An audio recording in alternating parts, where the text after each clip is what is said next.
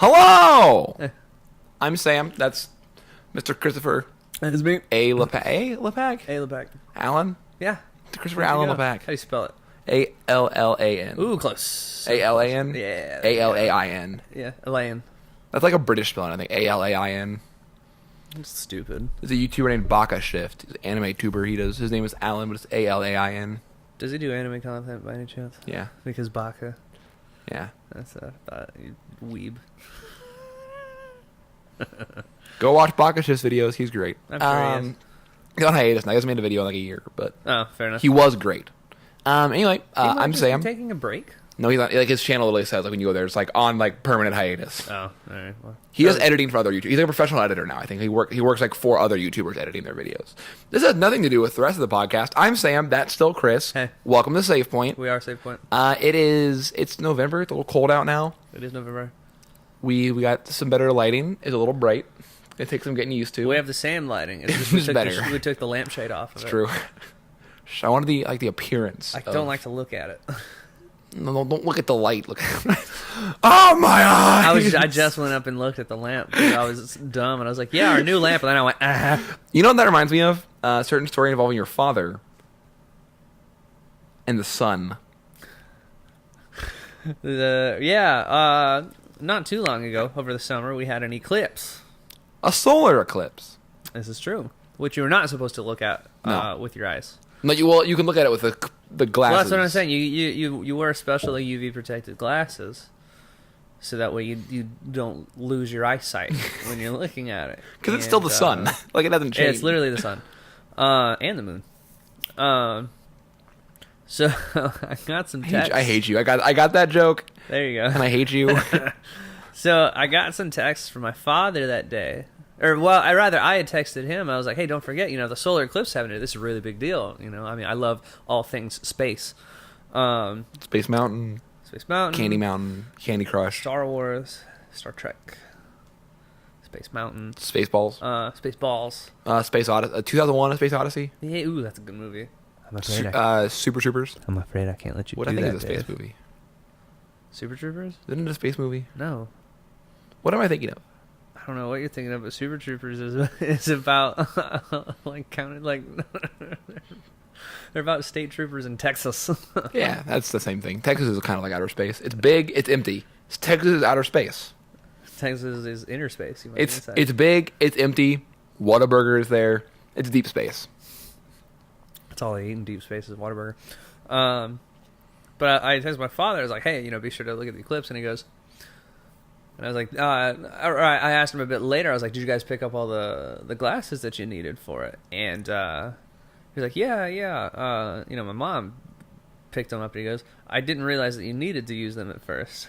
I was like, Dad, you're not supposed to look directly at the eclipse. Like, you can go blind. He goes, well, now I know that. He's like, but now I can look at the eclipse whenever I want. When Chris told me that story, this is like, 3-4 months ago now. I was just like, summer, oh yeah. my God. It's so funny. I was laughing so hard when I got that list. Well, now I can. Well, now I know. I'm like, Dad, you're so dumb. I love it. Well, yeah, so this week kind of kicks off our 12 days of Star Wars. Which is not It's not actually we're 12 days actually- of we're Star actually Wars. It's calling like it. 4 days of Star Wars. Yeah, it's Star Wars time. Because Last Jedi comes out in how many days? You should know this. Come on. Lies. I don't know. Chris. It comes out soon. Deceptions. It does come out soon. A few weeks. But yeah, so that It comes, comes out soon. on December 15th. We're going to see it on the 14th. Just do the math from there. Whenever this video goes up, minus December 14th. Are we seeing IMAX or is it like regular Max? IMAX, baby.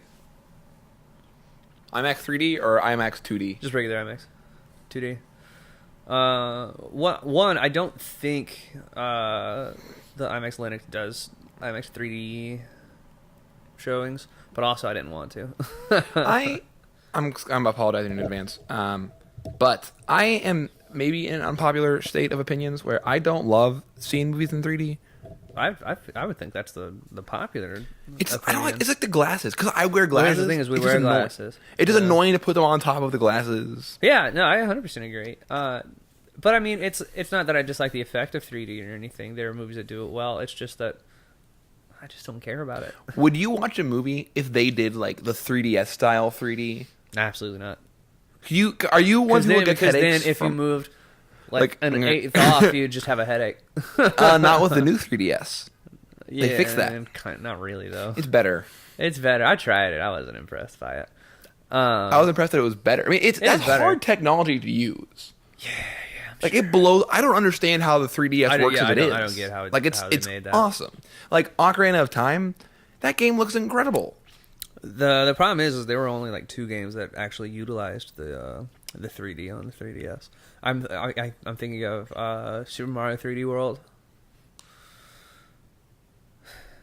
Well, utilized as in used it to like better the game, because a lot of games use it to add like depth. Yeah. But as far as used it as an actual mechanic in the game, like Super Mario 3D World is the only game that comes to mind. The thing is the power.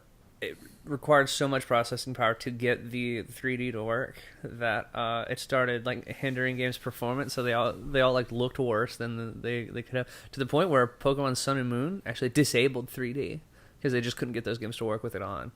Well, like there were some games like I think Awakening used it, but it just like added depth. Like it didn't actually Most do games anything. do, yeah. The one that didn't make any sense to me was Ocarina of Time. It had 2 big new things, right? The first one was 3D. Mm-hmm. The second one was the use of the gyroscope. But those two things don't go hand in hand. Because if you aim with the gyroscope, you lose the 3D, and then it becomes unseeable. So your choices were like, don't use the gyroscope or don't use the 3D. I never used the 3D. Or when you use the gyroscope, you had to do like this and like lean with it. Yeah. I didn't like using the 3D. Lean with it, rock with it. When are you gonna stop with it? Lyrics. My good friend David Briette. Hello, David. He played through the whole game on the highest 3D setting. He just like sat on my bed and did it while we were in college. Like it's like our sophomore year. He just like came over every day and just like pulled my 3DS out and started playing Ocarina. Ugh. And the whole thing on full 3D, which blows my mind. That blows my mind too. My mind would literally explode. Do you get headaches? Do you get headaches from it? I don't get headaches, but it's just like I get a little bit of eye strain after like an hour. My eyes are just kind of like, why? Stop. Yeah, it just hurt a lot. I didn't like doing it. When you kind of gotta hold it like in a weird, you just like gotta stay exactly still and hold it like this. Yeah. Is it cool? Nintendo, thank you for trying. It was a good idea. Yeah, they always have to have some sort of thing. But I mean, there are a lot of games that I liked on the 3DS. Yeah. I don't mean to poo-poo on this. I mean, Fire Emblem Awakening is maybe the best Fire Emblem game. I'll fight you to the death over that one.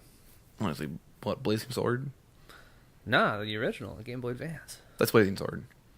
The actual name of that one is Blazing Sword, because in America it was just Fire Emblem. Yeah, but this is America, the original Fire Emblem Game Boy Advance. It's technically named Fire Emblem Blazing Sword. Yeah, this is America, the original Fire Emblem Game Boy. I know that they've been on, they've existed since the NES. 7. Yeah, which is really, really strange.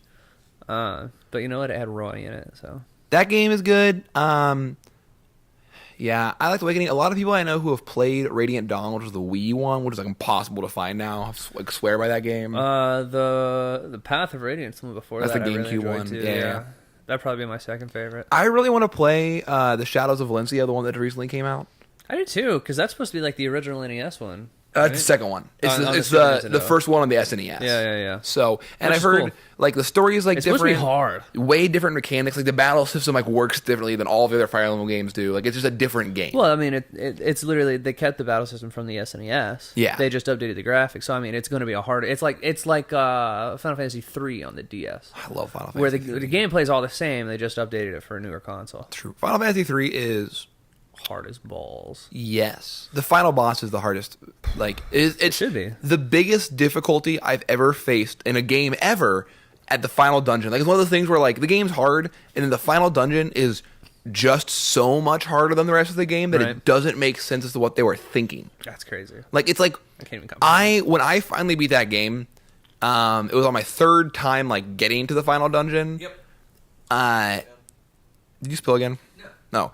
And I think even though I optimized my party, like knowing what to do, it still probably took me another like 7 or 8 hours of grinding once I got to the final dungeon just to be able to beat the final dungeon. Yeah, that's ludicrous. He's a rapper. All right, let me off the top of your head. Can you think of a game that for you is the same kind of way where it's like at the final dungeon it got this much hard, like way harder than the rest of the game was, or even just a crazy power spike or difficulty spike in gaming? I'm sure I've had some. Which, not a learning curve at the beginning. Those are different. No. I know what you mean. I can't think of one off the top of my head. Yeah, outside of Final Fantasy 3, I can't think of one, but I'm sure they exist. Pokemon Silver has this weird difficulty spike like halfway through the game. I shouldn't say halfway, because I mean technically when you beat the game, that's the halfway point. You get to go back into Kanto and fight all the original gym leaders. But around, I forget whether it's the 6th or 7th gym, around the last like 2 or 3, there's this weird difficulty spike just because the way that they sort of laid out the power levels of all the wild Pokemon were not great. And so for a long time, you'll hit a point where you start getting like way over leveled compared to everything else, and then you finish this whole subplot with Team Rocket, and you go to the next gym, and they've boosted it all up, and now everything's higher than you, but the stuff around you is still all at the super low level, so you can't like really grind it out, and it just gets kind of difficult. Which I mean, it's Pokemon, so it's not terrible. But that's the first thing I can think of off the top of my head. Just because I've played through Pokemon Silver so many times, I always hate getting to that point. But like Pokemon's like a kid's game, so it's one of those things where like you shouldn't necessarily have to grind a ton in a kid's game. I feel. Oh no, you can. The early Pokemon games, they definitely had you grind. Ooh, Kingdom Hearts 1, not the final fight, but the one before that. God, that one is a crazy difficulty spike. Or even Riku, the Riku fight. I was going to say Riku, yeah. That fight is like... I spent forever on the Riku fight. And the worst, it's got this like 5-minute cutscene before the thing. Yeah, and unskippable. So it's like every time you lose it... Final Fantasy X has a similar fight where there's a 10-minute cutscene or so, about 8 or 10 minutes. Ugh. And like, it's unskippable, so if you... Also, the final fight has a like 7 or 8 minute cutscene also, but it's one of the ones... It's like 3 bosses before the final boss in Final Fantasy X, where like... There's like this stupidly long cutscene that you can't skip, and then it's like, and now I died. It's ridiculous. I hate when games do that.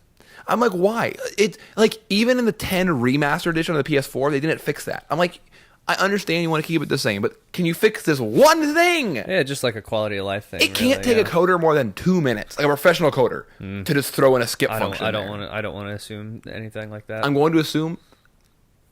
I wouldn't. That's his opinion and not the opinion of Save Point Productions. My views do not reflect the views of the channel as a whole. I never like to assume anything like that, just because I know nothing about making video games, and I can only assume that it's way more difficult than I assume it to be. That's fair. Yeah. So we're gonna jump into some topics. All right, what you got first? Throw me one. All right, so here's what I've been thinking about. So Sonic Forces came out.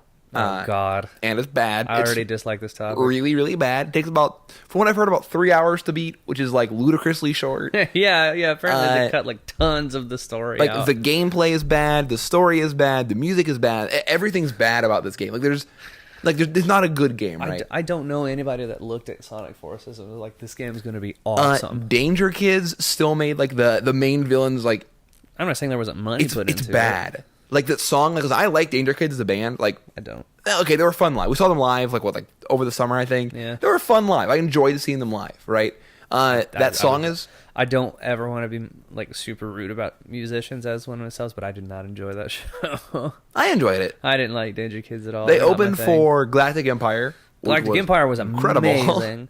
That was an incredible show, but I had to suffer through Danger Kids. I didn't like. I enjoyed the Danger Kids. I didn't like them at all. Either way, I've never listened to them outside of that set. That song is horrible. It sounds like Falling in Reverse. Ugh. Like that's literally what it sounds like. I thought it was a Falling in Reverse song the first time I heard gross. it. But anyway, so this it's bad. Falling in Reverse is horrible. Yeah. They have 2 decent songs. Not even really. No. Fashionably Late will forever be a classic. Song. It's not a good song. It's a great song. Anyway, so Sonic. I know some people love Sonic Generations and a couple other 3D games. Generations is good. But in general, almost every Sonic game since they went to 3D has been bad. Yeah. So here's my question for you. The adventure games have not aged well, but at the time, man, those games were awesome. Fair enough. Yeah. I guess here's my question for you. Because Sonic, I mean, as the last 5 years, outside of Mania, which was not made by Team Sonic, it was made by fans. Team Sonic, not necessarily just fans. They hired a fan. Hired fans. Yeah. Professional fans. It was still technically Sega, but professional fans. Yeah. I guess here's my question for you. what should Sega do with Team Sonic at this point? Because they have shown themselves to be completely inept. Fire them. I'm just, whenever they need to be working on something else. What I guess 2 questions. First off is what to do with Team Sonic, and second, should Sonic stop trying to do 3D? Yes. And well, easy enough. Then I would also agree with that. And then finally, the kind of the crux of all of this is, where should Sonic go from here if it should continue? Because I like keep the retro style. That's clearly so like what Sonic Mania did. That's clearly what everybody wants. Sonic Mania made a ton of money. Did very well in reviews, and everyone that played it was like, "Wow, this game is awesome." I played it and loved it. I finished that game in like a week, man. I played through it like halfway again just because it was so much fun. Yeah, I mean, it wasn't just like the old like remix stuff that I loved in Sonic Mania 2, because what they did, or Sonic Mania in Sonic Mania, what they did was they took a handful of old stages and sort of reworked them, made them new, so you didn't like immediately have everything memorized, and redid the music and everything. That was really cool. The music's awesome. Anime opening cutscene is amazing. Oh my gosh, that's one of my favorite pieces of animation ever.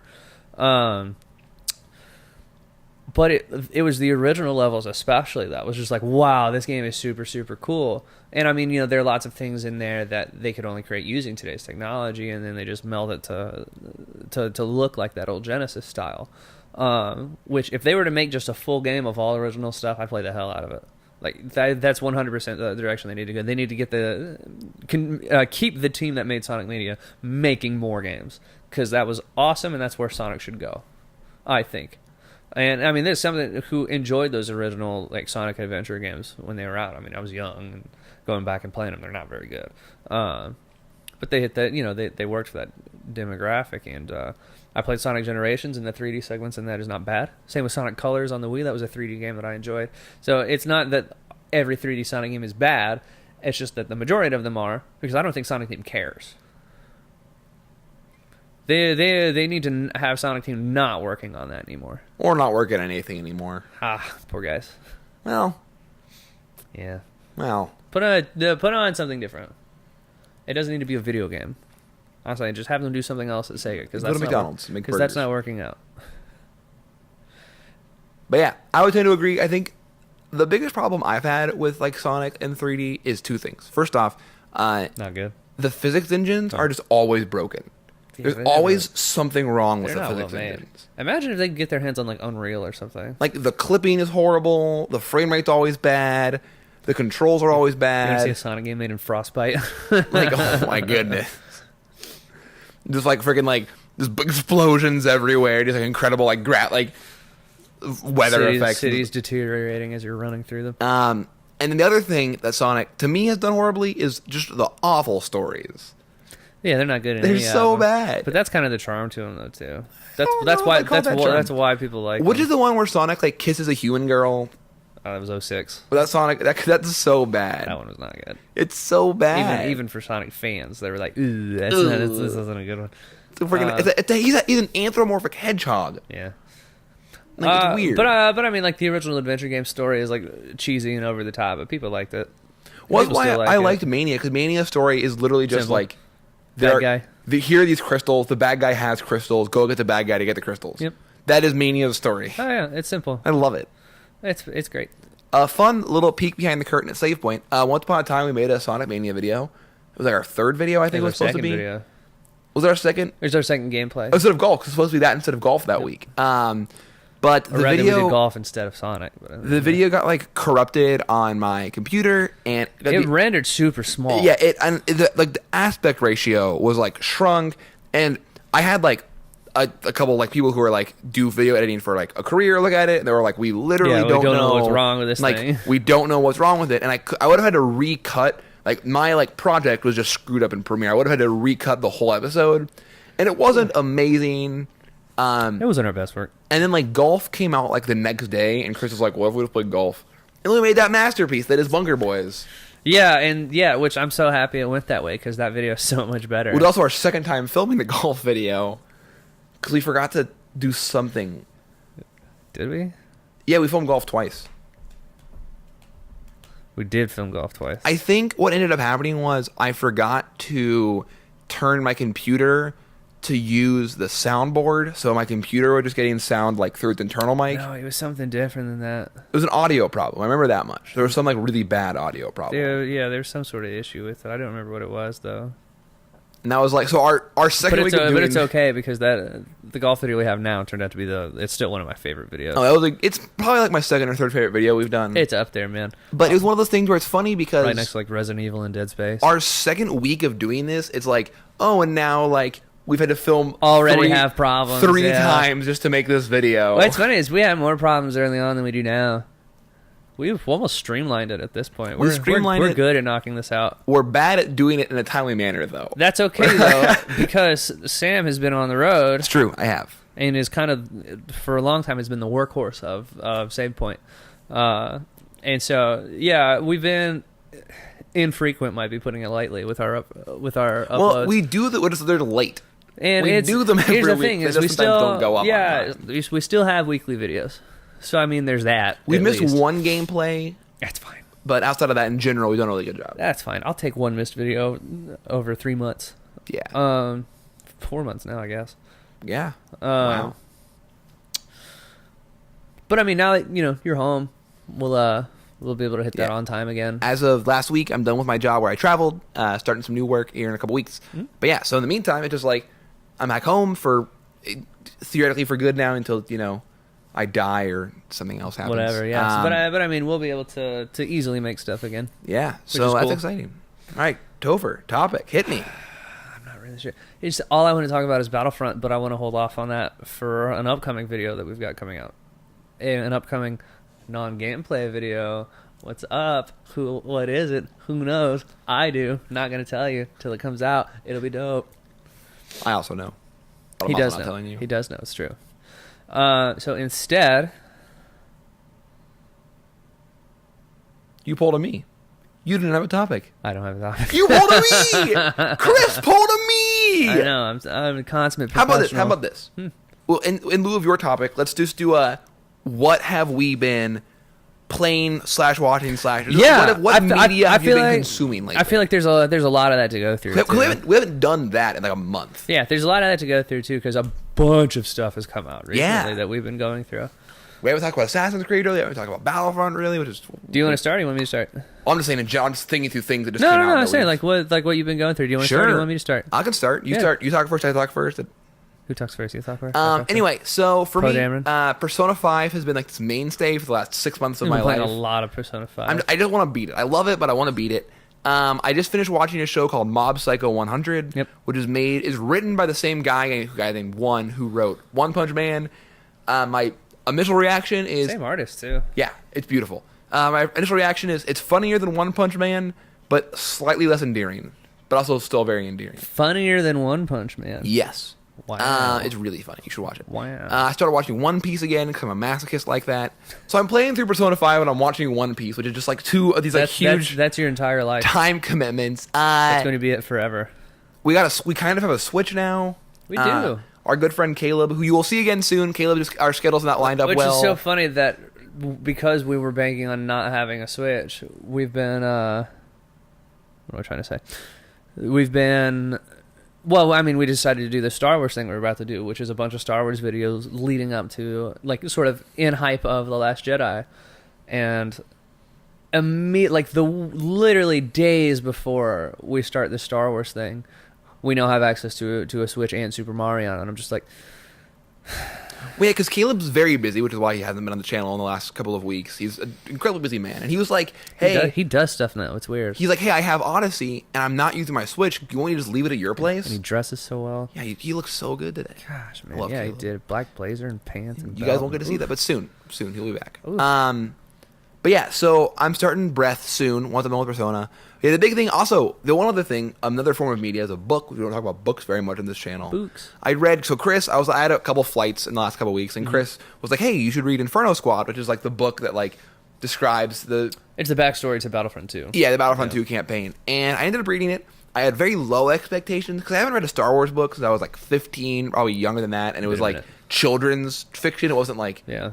And it wasn't like a legitimate novel. No, it was like a young adult, a Star Wars young adult novel. Yeah. It was really good. Inferno Squad's a good book, man. Christina, whatever the frick her last name is. Yeah, Christy Golden. It's a good book, well written. I was like, I expected that to be like horrible grammar and just like not well. I don't know where these expectations came from. Because the last time I read a Star Wars book, I was 12 and it was like a kid's book. Yeah, but there've been like adult Star Wars books since like the end But of time. I've never read them.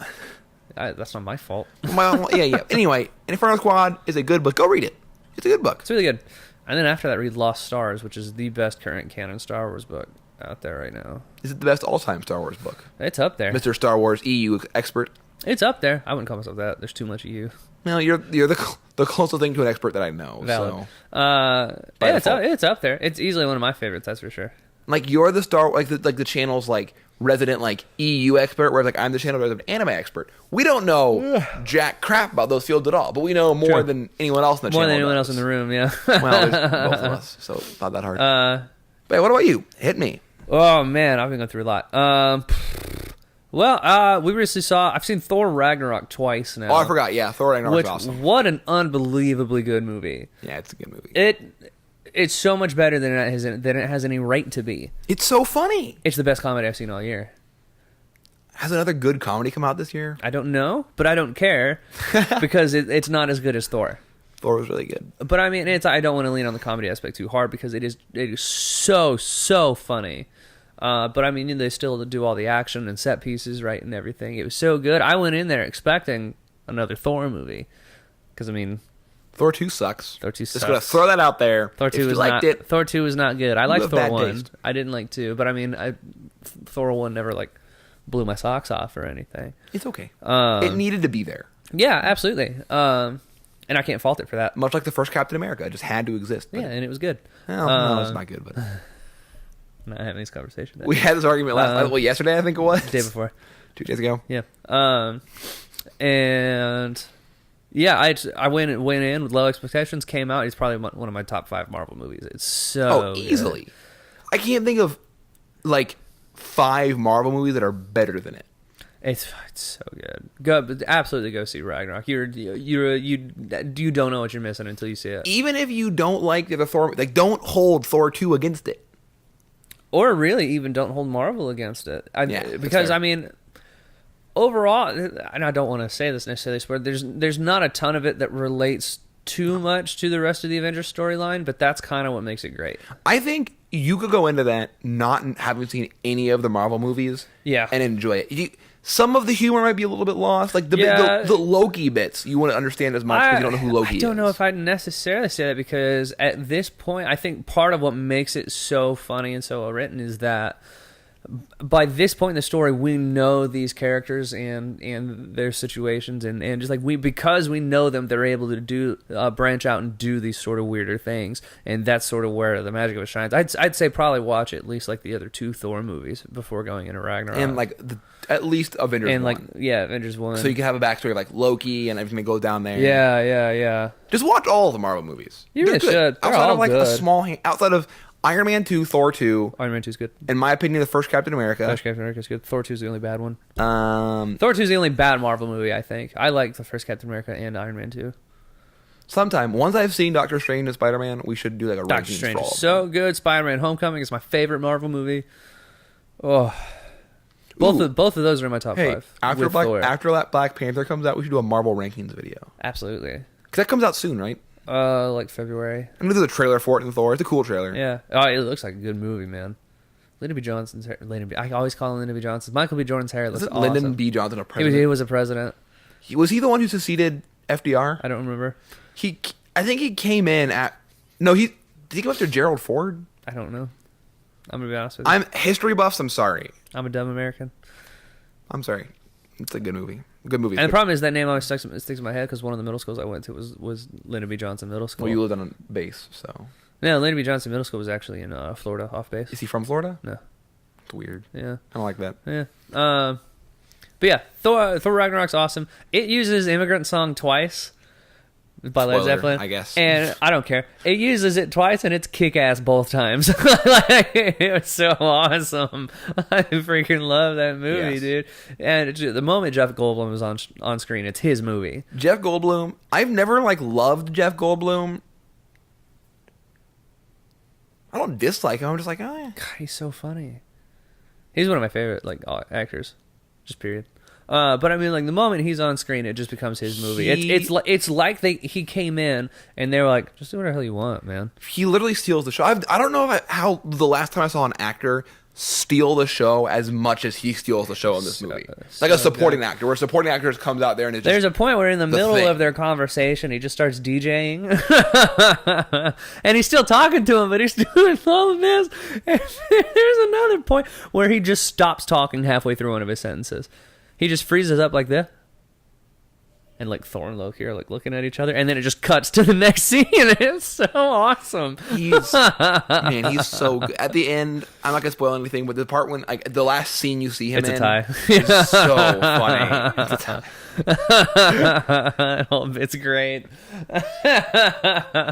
All right, so Thor. Oh man, I'm looking up some of the music and stuff I've been listening to because it's a decent amount. I've been bouncing around a bunch. I mean, I went back and have been on a re-resurgence of Phantom Anthem by August Burns Red, which is just so much fun. I thoroughly enjoy it.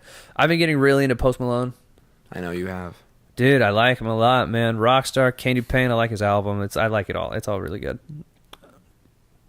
Post Malone is the ugliest famous person I've seen in my entire life. Here's the thing is I don't care what he looks like. I like his music. That doesn't make me dislike his music. That's the first thing you say anytime somebody talks about Post Malone, though. It's always how he doesn't look good. It's never about his music. You're always like, that dude is ugly. I don't like him. I'm like, well, that's not what we're talking about. No, his music's okay. It's one of those things where it's like, I like because I'm into like the sing rap, and I'm not super into like rapping. I'm a classic rap guy. Like my favorite era of rap is like 1998 to like 2005. Now to be fair, that is like some of the best rap ever. Yeah, but that's what I grew up with. Was like Eminem, I 50, like that stuff. Yeah. Even like Dre, Snoop, like that was like what I grew up with. Versus, I realize Dre and Snoop were a little before that era I just said, but I grew up with 90s. Versus, like 90s, early 2000s.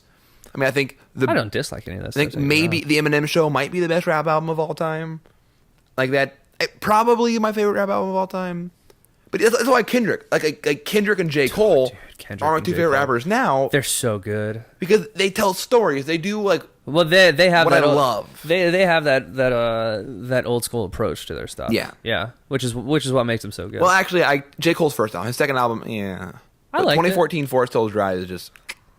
I liked it. Man. Here's the problem. I blast Neighbor sometimes. But if you put For Your Eyes Only next to either Pimp or Damn, it just doesn't compare to either of those albums. Damn is so. Because the argument after 2014 and Good Kid came out was who's better, J. Cole or Kendrick? Right. And then Kendrick. Oh no, it's gone now. And then Kendrick dropped two albums that were significantly better than the one album J. Cole put out in that time. So it's like you can't have that argument anymore. No, Damn came out and put himself above J. Cole like that. Yeah, that album. And put himself above everybody right now. Nobody's better than Kendrick. Right I agree. He's the best rapper of today for sure. Easily. And since Jameer, I know you watch our stuff. I hope you agree. You You're should. a big rap fan. I feel like you would agree with that, Jameer. I hope. Outside of rap, I've been big on Benja's new album. He's like a trap artist kind of deal. You got me into Benja. I've grown to like Benja. Woke was a good album. His newer stuff is I've listened to his older stuff and didn't like it. It's bad. Well, I heard his old stuff like years ago, and so when I bring it up, you're just like, oh, because that's the image that you. Well, because I hadn't heard his new stuff like a year ago. You're like, hey, I've listened to him Benja, and I was like, wasn't he like a crappy Christian rapper? It's closer to like 2 or 3. I first started listening to him when I was living with everybody in like the first apartment. I don't think you mentioned him. Maybe at least 2 years. I don't think you mentioned him. Okay, that was when I started listening to him. Yeah, because I got Philippe into him. Well, because his old stuff, I heard because he put out that album Motives. Motives is okay. Motives good. I like that one a lot. I like it more than Woke. I like Woke a lot. But I like Guidance, his new one, more than both of those. I haven't had a chance to I listened to what you played for. I've sat down and listened to it. And as always with Benja, there's a couple songs where I'm just like, whatever. It's not for me. But I mean, the ones that I like, I really like on that one. So I mean, if you're in, again, it's like it's like these heavy trap beats, but he doesn't rap ever. He always sings, and he's got like the heavy vocoder on his voice, which I really dig. So if that's the kind of stuff you're into, Guidance by Benja is a solid album. I really Benjah. Benjah, yeah, Benja. What one of the things where like sometimes when people say things that are spelled weird, like on a podcast, and I'm listening to it, I'm like, and you go and try and look it up, yeah. And like when I first heard about movement watches, MVMT, I was like, what? And then I realized it was MVMT watches. But it's one of those things where it's like nobody tells you that. Some podcasts do now, but yeah.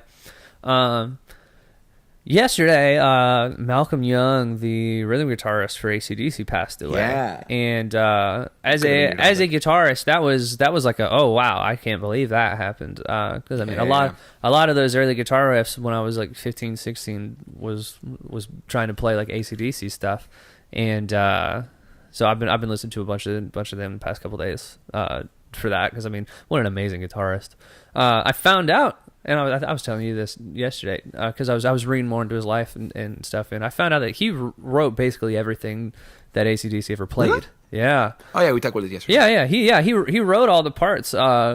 Angus, their lead guitarist, would often come out and say, "He's like, no, Malcolm's a way better guitarist than I am. I just play the stuff." He's like, he writes it. But I mean, they had such a unique sound. Like the way Malcolm approached guitar is awesome. I mean, I remember seeing like this one post that was talking about it, and they were just like, "Man, 3-chord progressions will never be the same." And I was like, "Yeah, the reason that that era of rock and roll is thought of as like this sort of like the 34 chords, and it's all about like the passion and the style. That's because of what Malcolm did for AC/DC. The man literally changed music as we know it." Well, it's funny because AC/DC, I think for both of us, has become a band we've liked more the older we've gotten. Yeah, absolutely. Like, I didn't really like them much when I was younger. I didn't either. And like now that I'm older, I'm like, they're not bad. Oh yeah. Well, I mean, I've grown to love older rock and roll again. The older I get, really, and appreciate it more, especially as the more and more I get into playing music and guitar and that sort of thing, because I'm starting to pick that back up and do that more and more often now. And no, I mean, it's just. It was a really weird feeling finding out Malcolm had died, and then like reading about everything he did. I mean, just the way he played and the guitar tones and everything. It was awesome. They're an amazing band. And so I've been on that sort of rock train kind of lately too, because I've been listening to tons of Thrice. You do love Thrice. Dude, their most recent album is so good, and it's like I liked Thrice back when they were more of like the post-hardcore kind of band.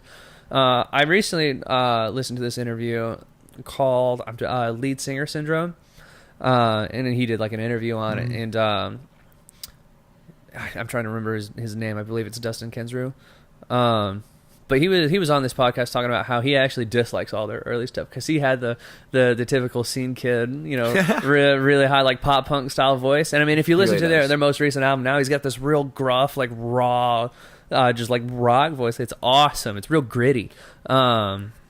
And I love it. Their last album is my favorite one. Well, like Benja, Thrice is one of those things that I first heard Thrice a few years ago, and I was like, they're just average. And then you brought them up like a year ago and was like loving them, and I was like, I don't think you like that kind of vocals. And then I heard them and I was like, oh no, they're different now. Now here's the thing: is I've liked Thrice for like ever. I liked the old stuff too. I really like that old stuff, man. I was a big post-hardcore fan. I'm still a big post-hardcore fan. Well, because you complain about those kind of vocals though. No. Hey, no, like the super high pitch. Not super into that, but that wasn't his. Because like, what was the band we were talking about the other day that there's a couple of bands that I like that you don't like who do that. Greeley Estates. What? Greeley Estates, maybe. Oh, Glasslands. Yeah.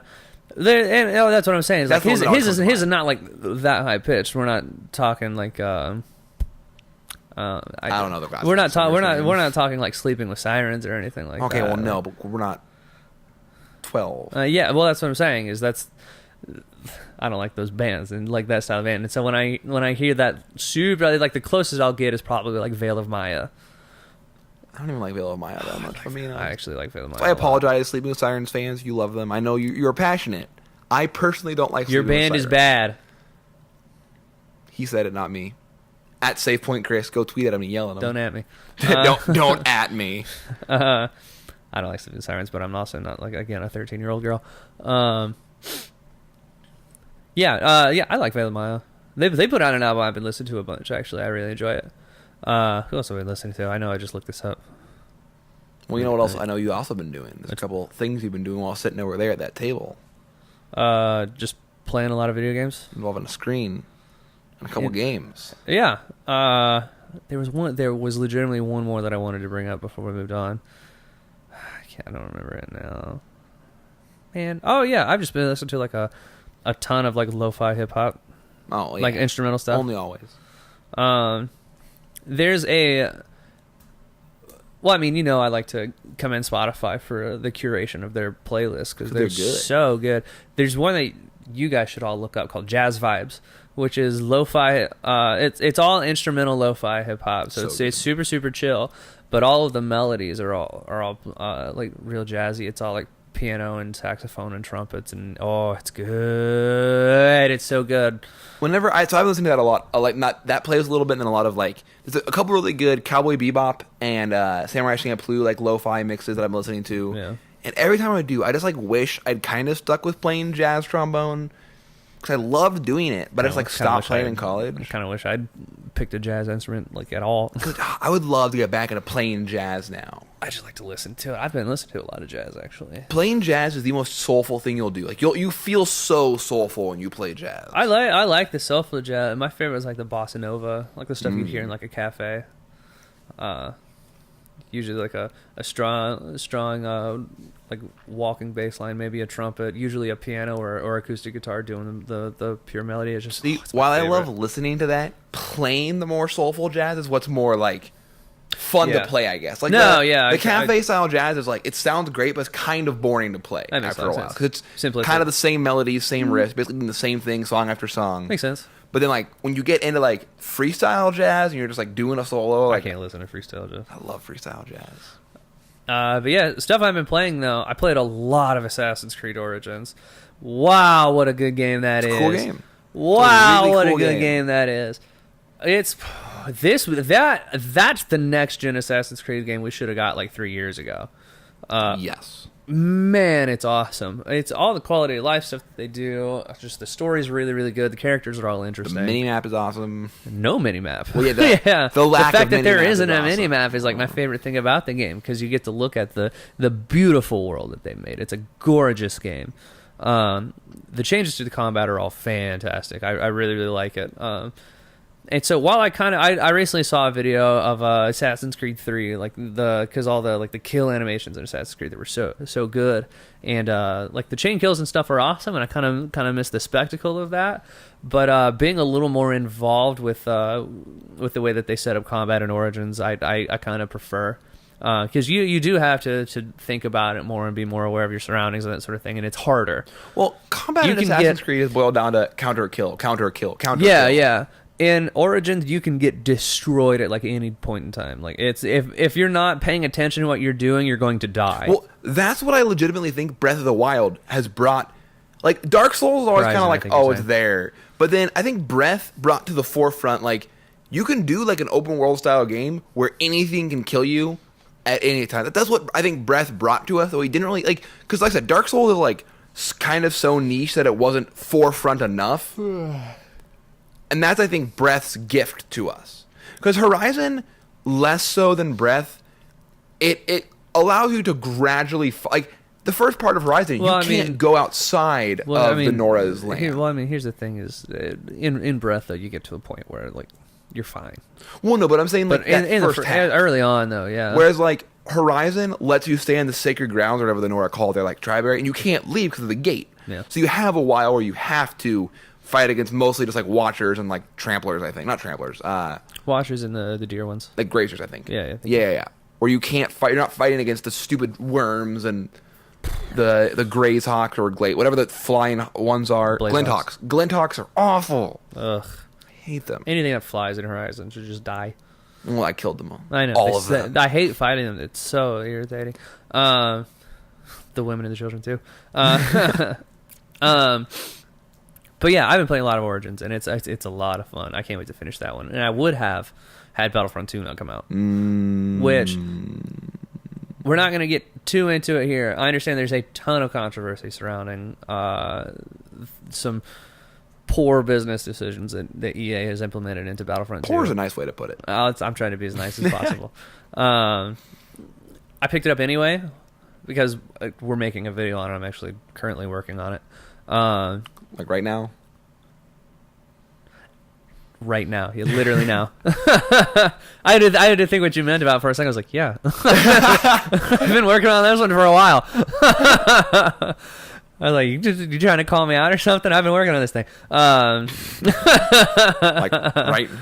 Yeah, I'm like, you just you look away, you turn back around, I've got all my stuff.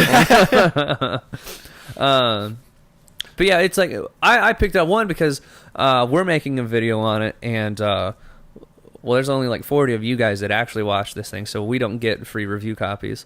Yet. Tell your friends. Share your friends, please. Please Share your friends. Review copies would be nice. Review copies would be really nice. So I had to go buy it just so we can make a video on the thing. But here's the thing: is I like dice, and they've made a really good game. It plays so well. It looks and sounds incredible. And it's a lot of fun. I can't get all the maps are super well made. The guns are fun to handle. The heroes are all super cool. Even heroes like Bosk. No, Bosk is like actually kind of annoying. Like to play a game. Like Bosk is awesome. He's got that stupid poison thing, which I hate. But if you play as him, he's a ton of fun. Yeah, oh my gosh, Bosk is awesome. Kylo Ren's so much fun. Darth Vader might be my favorite character to play as in the game. Darth is definitely my favorite. I don't know. Kylo's a lot of fun. Kylo's a lot of fun. Darth Maul is also a lot of fun. Maul is fun. So is Rey.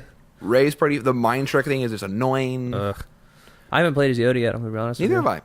I haven't played as Luke though, and Luke's a lot of fun. I haven't played as Lando or Han yet. I played as Han. I've not played as Lando, and I still have yet to unlock the Emperor and Leia and Chewie, but I'll get there. Which now that they've lowered that, of course, it's actually surprisingly easy to get to them. And also, my big thing with this game is the ship combat, which is the most fun so combat I've ever played in a video. It's so good. It's so much fun.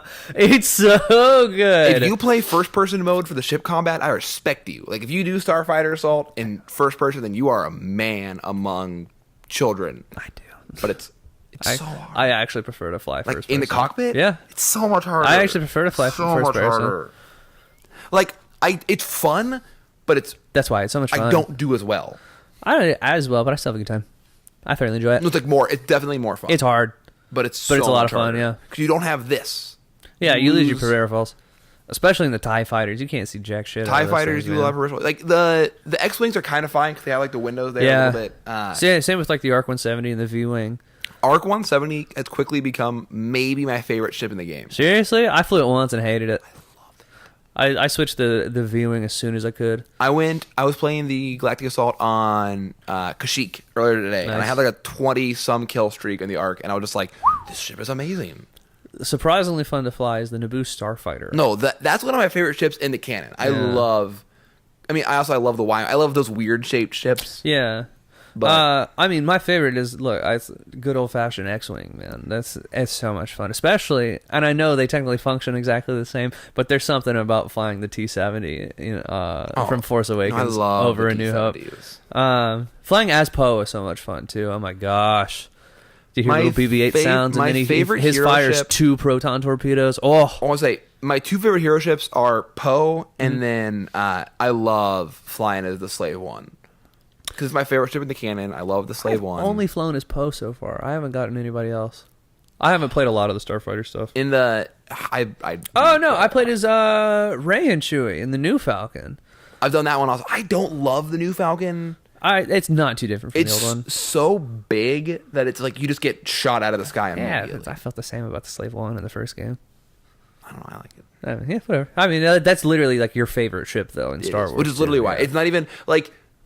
When it comes to like my playstyle in the game, it's not even like the kind of ship that I usually fly in the game. Yeah, I've taken to the fast one. Like, when we first started playing, I was all about the bombers. Yeah, I've taken the interceptors, like A-wing, like V-wing, all of that. I like to sit in the middle. I like the box standard fighters. I like the TIEs and the X-wings. Like, ARC 170 is a fight.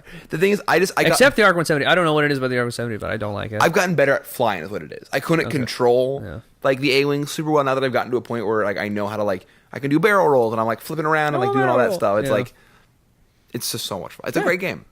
It's a lot of fun, and it's a shame that there's some of that stuff. And oh no, I've been doing this whole. I've done this like 5 times. Yeah, Probably not soon. But it's a shame that EA introduced some of the stuff that they did into the game and had to make those choices, because I mean it could have been so much bigger than it is right now. But we'll talk more about that in an upcoming video soon that I am working on at this exact moment right now. It's like another Chris over there typing away. But I mean, my verdict is it's a lot of fun, and I like it a lot. It's just a fun game. It's a very fun game. Reddit, go just whatever. Yeah. You can just sorry stop. guys. But I mean, all of that stuff is important, and I don't want to disparage anyone. I can understand why somebody wouldn't buy the game, because I mean, there's a lot of Caleb's not for those reasons. Like and that's fine. I don't blame him at all.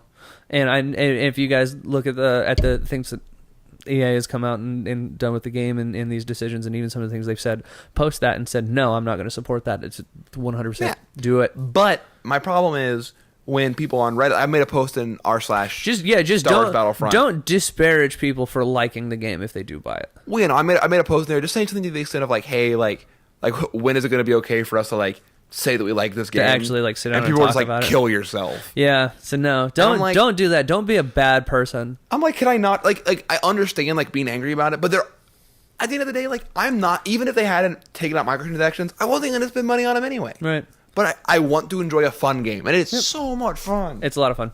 I mean, look, if you don't want to support it, then don't support it, and you're well within your right, and I wouldn't blame anybody for not buying the game.